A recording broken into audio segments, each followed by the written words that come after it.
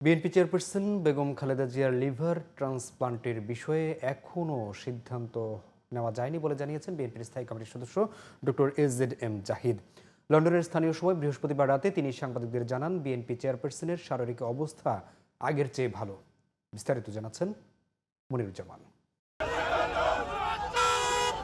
BNP chairperson Begum Khaleda Zia উন্নত চিকিৎসার জন্য গত ১৭ দিন ধরে ভর্তি রয়েছেন যুক্তরাজ্যের দ্য লন্ডন ক্লিনিকে। BNP chairperson liver cirrhosis, arthritis, diabetes ও হৃদরোগ সহ নানা জটিল রোগে আক্রান্ত।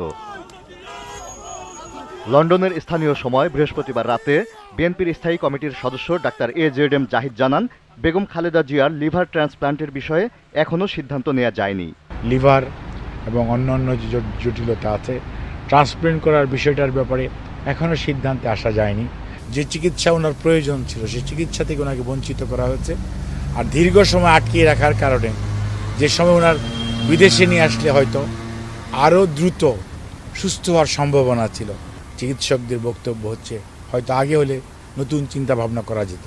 খালেদা জিয়ার শারীরিক অবস্থা আগের চেয়ে ভালো জানিয়ে ডাক্তার জাহিদ জানান, সব পরীক্ষা নিরীক্ষার রিপোর্ট এখনো পাওয়া যায়নি, কিছু পরীক্ষা বাকিও রয়েছে। ওনার যে পরীক্ষার রিপোর্ট তার মধ্যে দু একটা এখনও আসেনি, কয়েকটা পরীক্ষার রিপোর্ট এখানেও হয় না, কয়েকটা পরীক্ষা আছে সেগুলো বাইরে থেকে করাতে ওনারাই করাচ্ছেন, তো সেগুলো হয়তো চলে আসবে। হাসপাতালে পরিবারের সদস্যদের সান্নিধ্য পাওয়ায় বেগম খালেদা জিয়ার মানসিক অবস্থাও বেশ ভালো বলে জানান বিএনপি নেতারা। উনি এখন সার্বিকভাবে অনেকটা আগের চেয়ে বেটার আছেন। Moniruzzaman, GTV news, Dhaka.